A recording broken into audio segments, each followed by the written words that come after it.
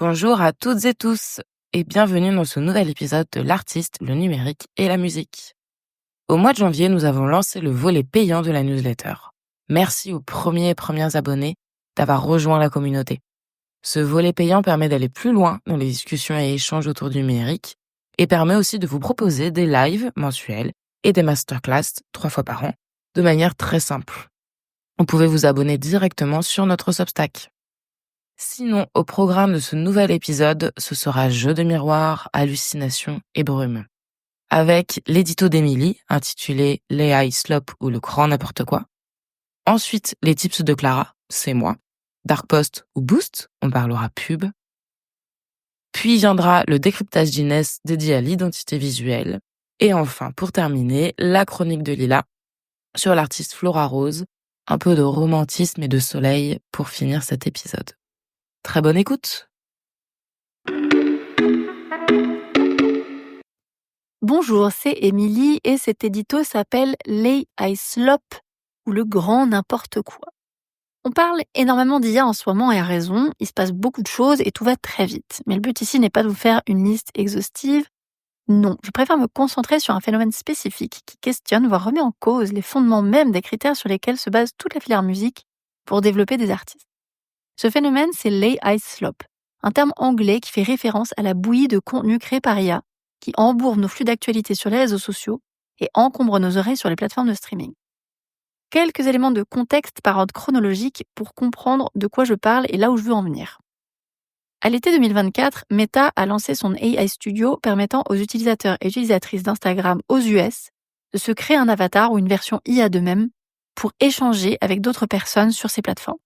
En septembre 2024, YouTube a ajouté une fonctionnalité IA pour les créateurs et créatrices leur permettant de générer des réponses automatiques aux commentaires sous leurs vidéos pour répondre plus facilement et rapidement à leurs fans. En octobre 2024, des éditeurs et éditrices de Wikipédia ont lancé l'opération Wiki Project AI Cleanup pour nettoyer l'encyclopédie open source de la masse d'articles générés par IA qui sont évidemment non sourcés et mal écrits. À la fin de ce même mois d'octobre 2024, Mark Zuckerberg a confirmé à ses investisseurs que l'IA était un véritable levier de croissance pour Meta.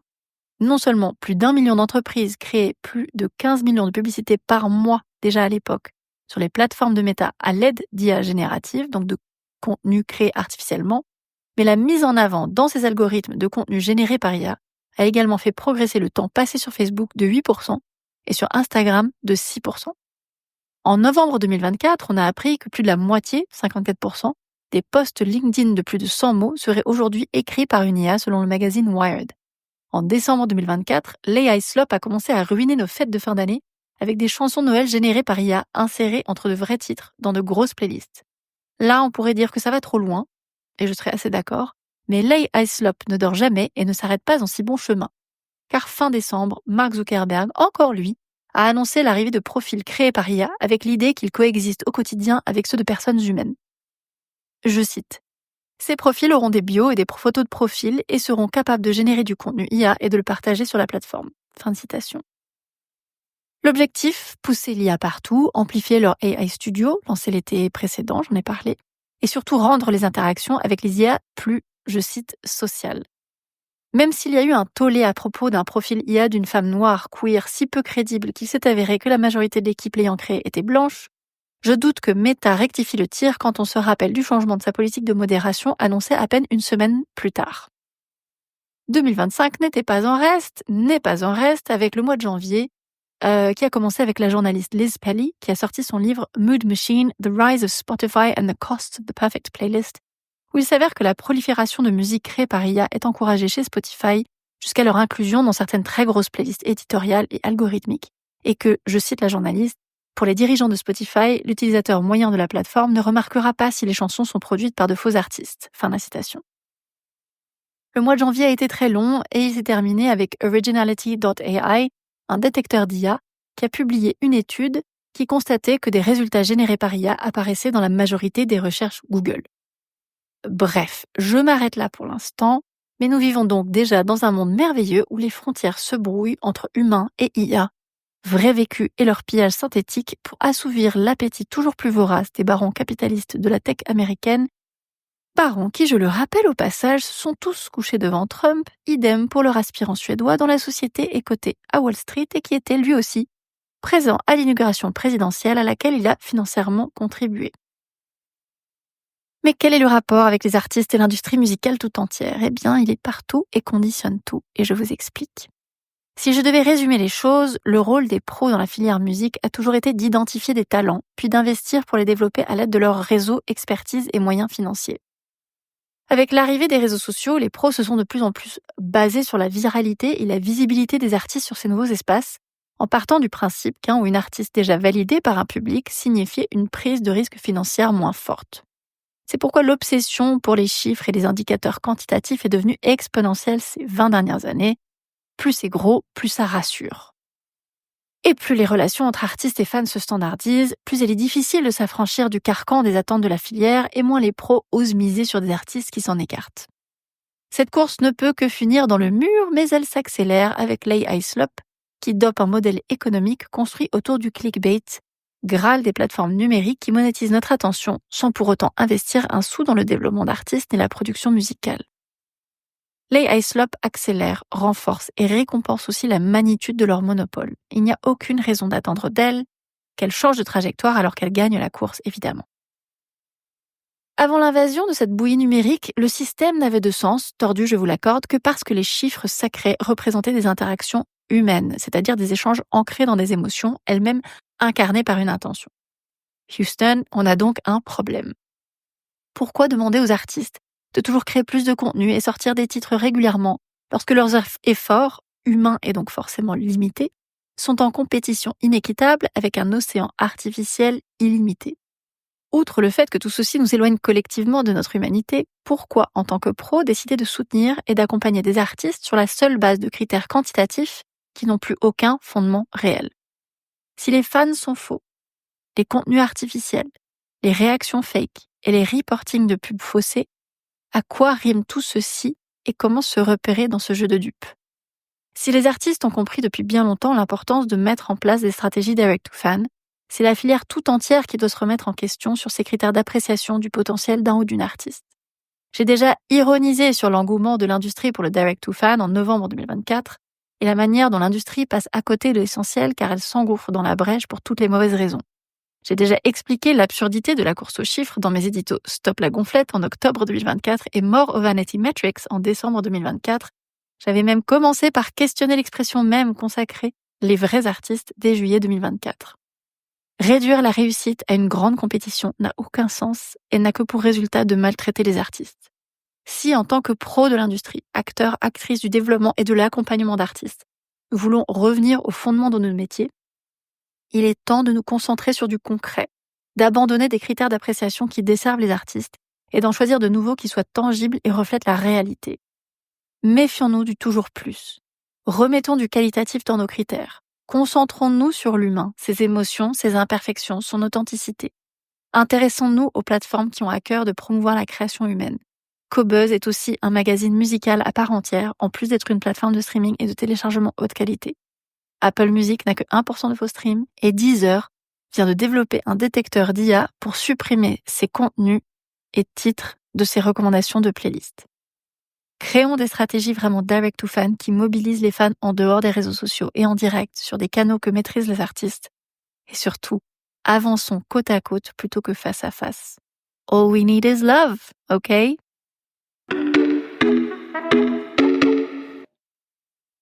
Les tips de Clara. Clara, c'est moi. Aujourd'hui, on va parler de Dark Post ou Boost. Encore des mots bien obscurs pour parler de publicité sur Meta. Mais avant ça, un grand disclaimer par rapport à mon sujet du jour. Car le constat reste le même. Les dernières décisions politiques du patron de Meta, Mark Zuckerberg, sont horrifiantes. La liste non exhaustive est à lire en anglais sur le site de NBC. Sinon, vous pouvez tout simplement lire ou relire l'édito du 15 janvier 2000. Et faire de la pub sur Instagram et ou Facebook reviendrait à financer, à cautionner, une entreprise qui diffuse des idées mortifères. Ensuite, est-ce qu'on est vraiment certaine de la fiabilité des résultats publicitaires donnés par Meta? Par plusieurs fois, l'entreprise a admis avoir gonflé artificiellement les chiffres. Et fait-on vraiment confiance à cette entreprise à l'heure actuelle? Et donc, j'arrive là aujourd'hui pour vous parler publicité. Alors même que nous avons fait une masterclass intitulée « Se libérer des livrets des réseaux sociaux », on ne comprend plus rien, Clara. Serais-tu une agente infiltrée au sein d'A&M? Alors non. Je reste alignée avec tout ce qui a été dit dans ces colonnes ou lors de la masterclass. Par contre, ce qui n'est pas aligné, c'est la vision du marché. La directrice financière de Meta n'a pas constaté, je cite, un impact notable des modifications de leur politique de contenu sur les dépenses des annonceurs. Et il semblerait que ce soit encore moins un sujet pour les marques françaises. Nous avons encore moins vu ou entendu d'ailleurs de retraits publicitaires sur Meta de la part d'acteurs ou d'actrices de l'industrie musicale. Et puis qui suis-je pour vous dire d'arrêter de faire de la pub alors que l'industrie tout entière continue d'en faire?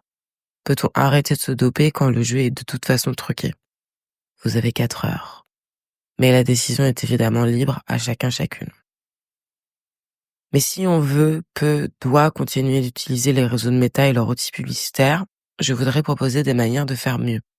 Et en gardant en tête 1. L'impact, 2. Ces outils doivent rester des outils au service de son projet. Toutes les dépenses publicitaires doivent servir un but, quel que soit son budget, et pas forcément besoin d'investir des milliers. Pas de vanity metrics, mais des résultats que l'on peut quantifier. Notre objectif est donc d'avoir de la performance, pas de jeter son argent dans la gueule du loup. Je veux bien me faire passer pour une ultra-capitaliste libérale convaincue et prosélyte, si c'est pour parler de résultats publicitaires. On en a toutes et tous pour notre argent, surtout quand il est mal utilisé à la fin. J'en reviens donc à mon sujet. Boost ou Dark Post?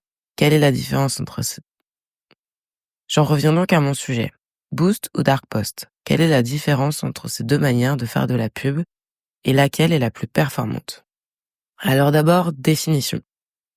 Le boost, c'est lorsque vous venez de faire une belle publication sur Instagram ou Facebook et que vous cliquez sur le gros bouton « Booster votre publication ». C'est votre post original qui devient une pub et que les audiences que vous allez cibler vont voir. Un dark post, c'est lorsque vous créez une pub ad hoc dans votre espace pub sur Facebook ou dans le gestionnaire de publicité. Seules les personnes que vous allez cibler vont voir votre pub, elle n'apparaîtra pas sur votre page, votre compte, vos abonnés ne la verront pas. Et donc, on préfère l'un ou l'autre. Quelques petits avantages et inconvénients pour chacun d'entre eux. Les avantages d'un boost, premièrement, c'est très facile à faire. Pas besoin de refaire une publication, vous recyclez votre contenu, tout simplement. Deuxième avantage pour un boost, une publication boostée s'affiche avec tous ses likes, commentaires et partages, ce qui va créer de la confiance auprès des audiences que vous ciblez grâce à la pub. C'est comme préférer rentrer dans un restaurant plein plutôt qu'un restaurant vide. L'inconvénient du boost, c'est que justement, il n'y a aucune personnalisation possible ou alors c'est assez compliqué à mettre en place. Si vous boostez une publication par exemple, elle pourra être montrée en story sur Instagram.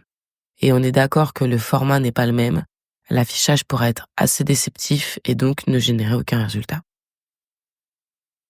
Du côté du dark post, 2 avantages et un inconvénient. Premier avantage, vous maîtrisez de bout en bout le format de votre publicité et la manière dont elle s'affiche, quel que soit l'endroit où l'audience la verra. Story Instagram, onglet Explorer, colonne de droite sur Facebook, dans le fil d'actualité, etc. Deuxième avantage, vous pouvez complètement personnaliser le message. Vos abonnés vous connaissent, pas forcément la nouvelle audience que vous ciblez. Et si on se présentait? L'inconvénient du dark post, c'est plus complexe à réaliser. Le gestionnaire de publicité n'est absolument pas intuitif et il y a de nombreux détails à prendre en compte lors de la confection de votre pub. Pour conclure, on choisit quoi? Ça dépend, ça dépasse.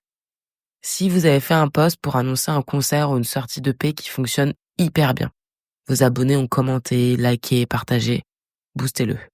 En plus d'en faire une publicité attrayante, cet engagement va plaire à l'algorithme publicitaire qui va encore plus favoriser la visibilité de votre pub. Deuxième exemple, vous souhaitez annoncer un concert dans une région où vous n'avez jamais joué et où vous n'avez pas de public, selon vos stats sur les réseaux, ou bien votre dernier single clip aborde un message clé, par exemple au pif, le droit des enfants, et peut intéresser des réseaux spécifiques. Dans ce cas, faites un dark post avec un contenu orienté vers ces nouveaux publics qui ne vous connaissent pas. Mais dans tous les cas, on choisit le résultat, Si vous choisissez bien votre format et votre message, et si vous faites un ciblage intelligent, vous n'avez pas besoin d'investir des millions d'euros pour avoir de l'impact. 20 € seront largement suffisants. Et à toutes fins utiles, une publicité doit toujours, in fine, vous rapporter de l'argent. C'est un investissement, on parle bien de retour sur investissement, non un achat compulsif. Pour terminer, ma ressource complémentaire du jour, ce sera ma formation « Gérer ses campagnes publicitaires pour son projet artistique ou culturel ». Il y a beaucoup à dire sur les publicités, sur le marketing digital de manière générale. Et donc, si le sujet vous intéresse, que vous souhaitez creuser ou que, au contraire, vous n'y connaissez rien, je vous donne donc rendez-vous pour cette formation qui aura lieu du 25 mars au 9 avril en visio. Le tarif, le programme et les horaires exacts sont à retrouver sur le site formation.nuagency.fr. Hello, c'est Inès et aujourd'hui pour ce nouveau décryptage, on va parler de l'identité visuelle. Parmi tous les aspects qui gravitent autour du projet d'un artiste, la question de l'identité visuelle suscite souvent des interrogations. Quelle importance on doit lui accorder? Est-ce qu'elle doit être réfléchie en amont ou se construire naturellement? Est-ce qu'il faut impliquer plusieurs personnes dans sa conception ou au contraire la laisser s'imposer d'elle-même? Avec les réseaux sociaux, la communication est devenue avant tout visuelle et aujourd'hui, il est très probable qu'un ou une artiste soit vu avant d'être entendu.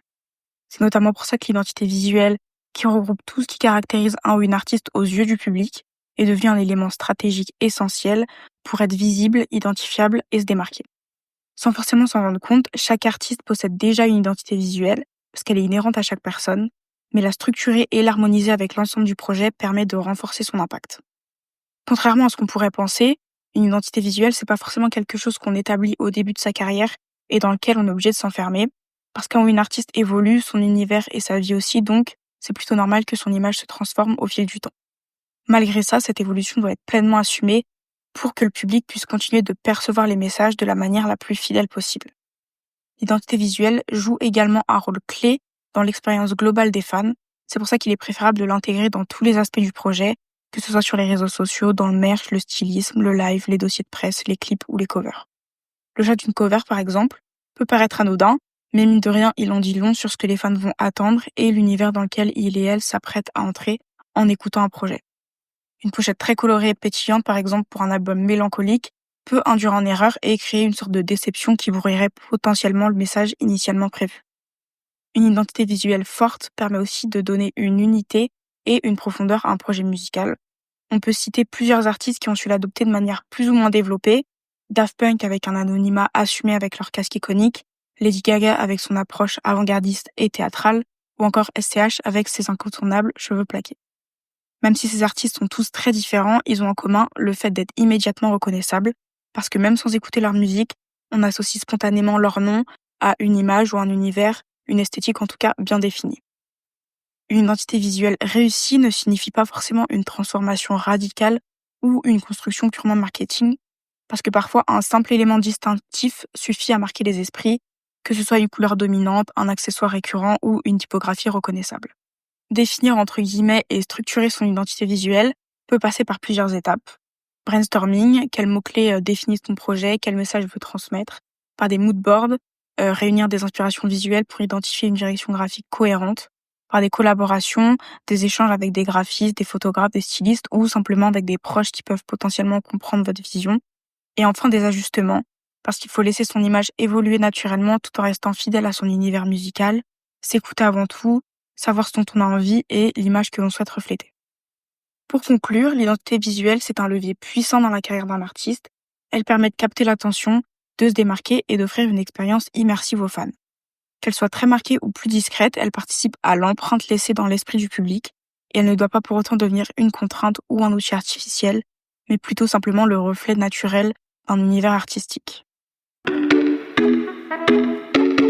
Hello à tous, ici Lila pour ma chronique du mois et aujourd'hui on va parler de Flora Rose qui ramène un peu de romantisme et de soleil.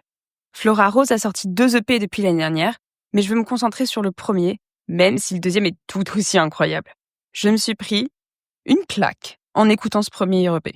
Il vient tout juste de fêter ses 1 an et je le découvre que maintenant, donc je veux pas que votre vie continue sans ce projet dedans. Donc avec toute ma générosité, je vous partage Synthetic Flowers for Romantic Comedy. Bon, déjà, le titre, il pose l'ambiance. C'est un EP léger, aérien, nostalgique. Les paroles sont écrites à la perfection. Et la voix de Flora, elle nous transporte dans les nuages et même au-delà. L'ambiance, elle me fait un peu penser au groupe The Marias, avec cette voix angélique et des instrus très rock, mais aussi tirée vers le folk sur certains morceaux. Flora, c'est une Française qui chante en anglais. Et d'ailleurs, si j'avais pas remonté son feed Insta jusque la nuit des temps, j'aurais jamais pu deviner qu'elle était française parce que son accent est juste parfait. Je continue à écouter son EP en boucle et en fait, j'ai toujours pas trouvé de chanson préférée. Elles sont toutes extraordinaires. Je pensais pas que c'était possible de faire un projet sans imperfection, mais Flora Rose est l'exception qui confirme la règle. Flora, si tu me lis ou tu m'écoutes, s'il te plaît, je t'en supplie, fais un concert à Paris et je serai au premier rang en train d'hurler les paroles de chaque chanson. Bon allez, je me décide, celle que je vous conseille le plus d'écouter, et vraiment ça me brise le cœur de devoir choisir, c'est The Brown Eyed Driver. Et d'ailleurs, voici une playlist qui vous transportera dans son univers. Merci d'avoir écouté cet épisode. On se retrouve le 1er du mois prochain. Si cela vous a plu, n'hésitez pas à vous abonner et laisser un commentaire 5 étoiles. Vous aiderez toujours plus d'artistes à découvrir ce podcast et développer leur carrière. À très vite!